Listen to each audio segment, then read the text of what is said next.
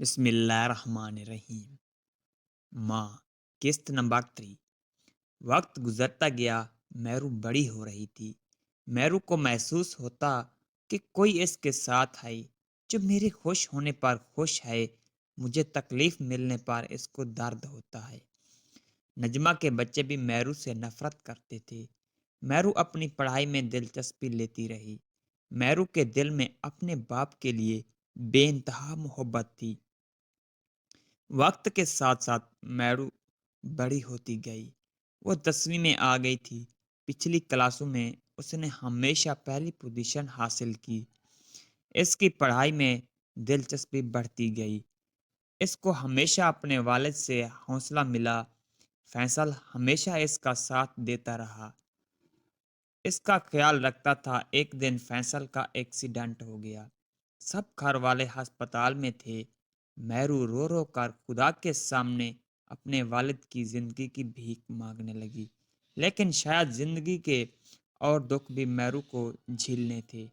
اس کے باپ کی زندگی بچ گئی۔ فیصل کی وفات کے بعد میرو گم سم سی رہنے لگی۔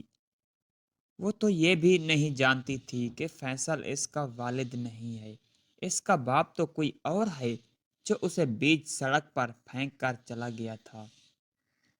میرو اب بھی اس راز سے انجان تھی۔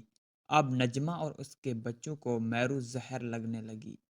وقت گزرتا گیا، نجمہ اور اس کے بچے بات بات پر میرو کو اذیت دینے لگے۔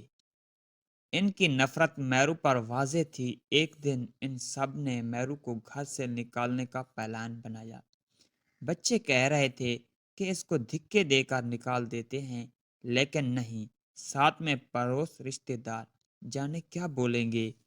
ہمارے بارے میں نجمہ کے دماغ میں ایک منصوبہ تھا، کیوں نہ میرو کی شادی کرا دی جائے، اس سے لوگ بھی کہیں گے کہ ہم نے ایک نیک کام کیا ہے اور ہمیں بھی اس مصیبت سے ہمیشہ کے لیے چھٹکارا حاصل ہو جائے گا۔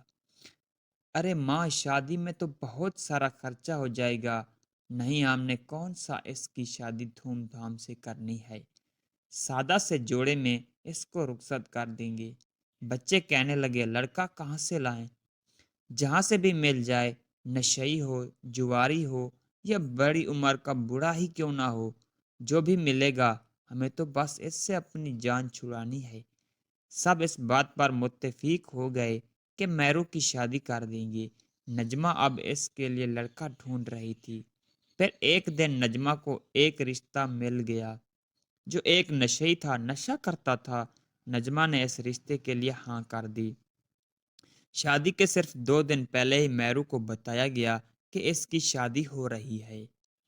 اگلی قسط دیکھنے کے لیے چینل کو سبسکرائب کریں۔